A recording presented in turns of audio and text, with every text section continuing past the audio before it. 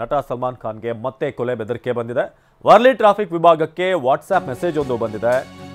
Bomb ಹಾಕಿ ಸಲ್ಮಾನ್ ಖಾನ್ ಕಾರನ್ನ ಸ್ಫೋಟಿಸೋದಾಗಿ ಬೆದರಿಕೆ ಬಂದಿದೆ. ನಟ ಸಲ್ಮಾನ್ ಖಾನ್ಗೆ ಮತ್ತೆ ಥ್ರೆಟ್ ಬಂದಿರೋದು. ವರ್ಲಿ ಟ್ರಾಫಿಕ್ ವಿಭಾಗಕ್ಕೆ ಬಂದಿರುವಂತಹ ವಾಟ್ಸ್ಆಪ್ ಮೆಸೇಜ್, ಅತಿ ಶೀಘ್ರದಲ್ಲೇ ಬಾಂಬ್ ಹಾಕಿ ಕಾರನ್ನ ಬ್ಲಾಸ್ಟ್ ಮಾಡ್ತೀವಿ ಅಂತ ಈಗ ವಾಟ್ಸ್ಆಪ್ ಮೂಲಕ ಅಪರಿಚಿತರಿಂದ ಬೆದರಿಕೆ ಬಂದಿದೆ. ಹಾಗೆ ಮನೆಯೊಳಗೆ ನುಗ್ಗಿ ಹತ್ಯೆ ಮಾಡ್ತೇವೆ. ವರ್ಲಿ ಪೊಲೀಸ್ ಠಾಣೆಯಲ್ಲಿ ಪ್ರಕರಣ ದಾಖಲಾಗಿದೆ.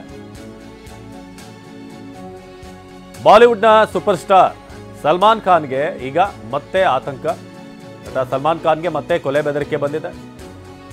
ಈ ಬಾರಿ ಸಲ್ಮಾನ್ ಖಾನ್ ಕಾರನ್ನ ಬ್ಲಾಸ್ಟ್ ಮಾಡೋದಾಗಿ ವಾಟ್ಸ್ಆಪ್ ಸಂದೇಶ ವರ್ಲಿ ಪೊಲೀಸ್ ಲಿಮಿಟ್ಸ್ನಲ್ಲಿ ಬಂದಿರೋದು. ಟ್ರಾಫಿಕ್ ವಿಭಾಗಕ್ಕೆ ಬಂದಿರುವಂತಹ ವಾಟ್ಸ್ಆಪ್ ಸಂದೇಶ, ಬಾಂಬ್ ಹಾಕಿ ಕಾರನ್ನ ಸ್ಫೋಟಿಸುವಂಥ ಬೆದರಿಕೆ ಬಂದಿದೆ.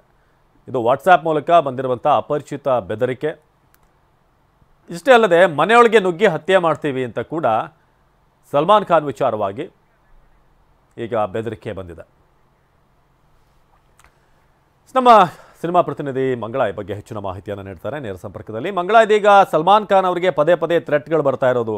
ಈ ಕೃಷ್ಣಮೃಗ ವಿಚಾರವಾಗಿ ಏನು ಕ್ಷಮೆ ಕೇಳಬೇಕು ಅನ್ನೋ ವಿಚಾರಕ್ಕೆ ಸಂಬಂಧಪಟ್ಟ ಹಾಗೆ ಹಿಂದೆಯಿಂದ ಕೂಡ ಒಂದು ಒತ್ತಾಯ ಇತ್ತು. ಸೊ ಅದಕ್ಕೆ ಸಂಬಂಧಪಟ್ಟ ಹಾಗೆ ಅವರಿಗೆ ಒಂದಷ್ಟು ಸೆಕ್ಯೂರಿಟಿ ಕೊಡುವಂಥದ್ದು ಕೂಡ ಆಗಿತ್ತು. ಆದ್ರೆ ಈಗ ಮತ್ತೆ ಬಂದಿರುವಂಥ ಥ್ರೆಟ್ ಏನಿದೆ ಆ ಸಂದೇಶದಲ್ಲಿ, ಎಷ್ಟು ಮಟ್ಟಿಗೆ ಸೀರಿಯಸ್ ಆಗಿದೆ ಅಂತ ಈ ಒಂದು ಬೆದರಿಕೆ? ಅವಿನಾಶ್, ಸಲ್ಮಾನ್ ಖಾನ್ ಅವ್ರಿಗೆ ಬೆದರಿಕೆ ಬರೋದು ಇದೇನು ಹೊಸತೇನಲ್ಲ. ಪದೇ ಪದೇ ಅವ್ರಿಗೆ ಈ ಥರ ಬೆದರಿಕೆ ಕರೆಗಳು ಬರ್ತಾನೆ ಇರುತ್ತೆ. ಹೋದ ವರ್ಷ ಏಪ್ರಿಲ್ನಲ್ಲಿ ಏನು ಅವ್ರ ಮನೆಗೆ ಟೂ ವೀಲರ್ನಲ್ಲಿ ಬಂದು, ಬೈಕ್ನಲ್ಲಿ ಬಂದು ಅವ್ರ ಮನೆಗೆ ಗನ್ ಫೈರ್ ಕೂಡ ಮಾಡಿದರು. ಅಂದರೆ ಬರೀ ಸಲ್ಮಾನ್ ಖಾನ್ ಅವ್ರಿಗೆ ಅಷ್ಟೇ ಅಲ್ಲ, ಅವ್ರ ಫ್ಯಾಮಿಲಿಗೂ ಕೂಡ ಬೆದರಿಕೆ ಇರೋವಂಥದ್ದು. ಅಂದರೆ ಅವರು ನಿಮ್ಮ ಜೊತೆ ನಿಮ್ಮ ಫ್ಯಾಮಿಲಿನೂ ಕೂಡ ಒಂದು ನಾವು ಸಾಯಿಸ್ತೀವಿ ಅನ್ನೋ ಬೆದರಿಕೆಯನ್ನು ಅವರು ಆವಾಗವಾಗ ಬಿಷ್ಣೋಯ್ ಗ್ಯಾಂಗ್ನಿಂದ ಅವ್ರಿಗೆ ಬರ್ತಿರೋವಂಥದ್ದು. ಹೀಗಾಗಿ ಫುಲ್ ಸೆಕ್ಯೂರಿಟಿ ಅಳವಡಿಸ್ಕೊಂಡಿರೋವಂಥದ್ದು. ಅಂದರೆ ಸಲ್ಮಾನ್ ಖಾನ್ ಅವರು ಎಲ್ಲೇ ಹೋಗಲಿ, ಎಲ್ಲೇ ಬರಲಿ, ಫಾರ್ಮ್ ಹೌಸ್ನಲ್ಲಿರಲಿ, ಮನೇಲೇ ಇರಲಿ, ಸೊ ಎಲ್ಲ ಕಡೆ ಸೆಕ್ಯೂರಿಟಿ ಫುಲ್ ಅಲರ್ಟ್ ಆಗಿರ್ತಾರೆ. ಜೊತೆಗೆ ಅವರ ಒಂದು ಏನು ಬಾಂದ್ರಾ ಅಪಾರ್ಟ್ಮೆಂಟ್ ಇದೆ ಅದಕ್ಕೆ ಒಂದು ಬುಲೆಟ್ ಪ್ರೂಫ್ ವಿಂಡೋ ಕೂಡ ಹಾಕಿರೋವಂಥದ್ದು. ಮೊನ್ನೆ ಈದ್ ಸಂಭ್ರಮದಲ್ಲಿ ಅವರು ಆ ಬುಲೆಟ್ ಪ್ರೂಫ್ ಕಿಟಕಿ ಹಿಂದೆನೇ ನಿಂತ್ಕೊಂಡು ಅವರು ಅಭಿಮಾನಿಗಳ ಹತ್ರ ಕೈ ಬೀಸ್ತಾರೆ. ಹೀಗಾಗಿ ತಮ್ಮ ಸೆಕ್ಯೂರಿಟಿನ ತಾವು ಮಾಡ್ಕೊಂಡಿರೋವಂಥದ್ದು. ಆದರೂ ಕೂಡ ಬಿಷ್ಣೋಯ್ ಗ್ಯಾಂಗ್ ಅವ್ರನ್ನ ಕಾಡದೆ ಬಿಟ್ಟಿಲ್ಲ, ಪದೇ ಪದೇ ಕಾಡ್ತಿದ್ದಾರೆ. ಈಗ ಏನಂತ ಅಂದರೆ ವರ್ಲಿ ಸಂಚಾರಿ ಪೊಲೀಸ್ ಠಾಣೆಗೆ ಅವ್ರಿಗೊಂದು ಮೆಸೇಜ್ ವಾಟ್ಸಪ್ ಮೂಲಕ ಒಂದು ಮೆಸೇಜ್ ಕಳಿಸಿರುವಂಥದ್ದು. ಅಂದರೆ ಸಲ್ಮಾನ್ ಖಾನ್ ಅವ್ರ ಕಾರ್ಗೆ ಬಾಂಬ್ ಬ್ಲಾಸ್ಟ್ ಮಾಡಿ ನಾವು ಅವ್ರನ್ನ ಸಾಯಿಸ್ತೀವಿ ಅಂತ ಒಂದು ವಾಟ್ಸಪ್ ಮೂಲಕ ಅವ್ರಿಗೊಂದು ಬೆದರಿಕೆ ಕರೆಯನ್ನು ಕೊಟ್ಟಿರುವಂಥದ್ದು. ಸೊ ಮೊನ್ನೆ ಅಷ್ಟೇ ಇತ್ತೀಚೆಗಷ್ಟೇ ಸಲ್ಮಾನ್ ಖಾನ್ ಅವ್ರನ್ನ ಈ ಬಗ್ಗೆ ಕೇಳಿದಾಗ, ಯಾಕೆ ನಿಮಗೆ ಪದೇ ಪದೇ ಬೆದರಿಕೆ ಬರುತ್ತೆ, ನಿಮಗೆ ಭಯ ಇಲ್ವಾ ಅಂತ ಕೇಳಿದಾಗ, ಇಲ್ಲ ಅಫ್ಕೋರ್ಸ್ ನನಗೆ ಭಯ ಇದೆ, ಆದರೆ ನನ್ನ ಭವಿಷ್ಯವನ್ನು ದೇವರು ನಿರ್ಧಾರ ಮಾಡ್ತಾನೆ. ನಾವು ಎಷ್ಟೇ ರಕ್ಷಣೆ ಕಲ್ಪಿಸ್ಕೊಂಡಿದ್ರು ಸಹ ನಮ್ಮ ಹತ್ರ ರಕ್ಷಣೆ ಇದ್ರೂ ಸಹ ಒಮ್ಮೊಮ್ಮೆ ಏನೂ ಮಾಡೋದಕ್ಕಾಗಲ್ಲ.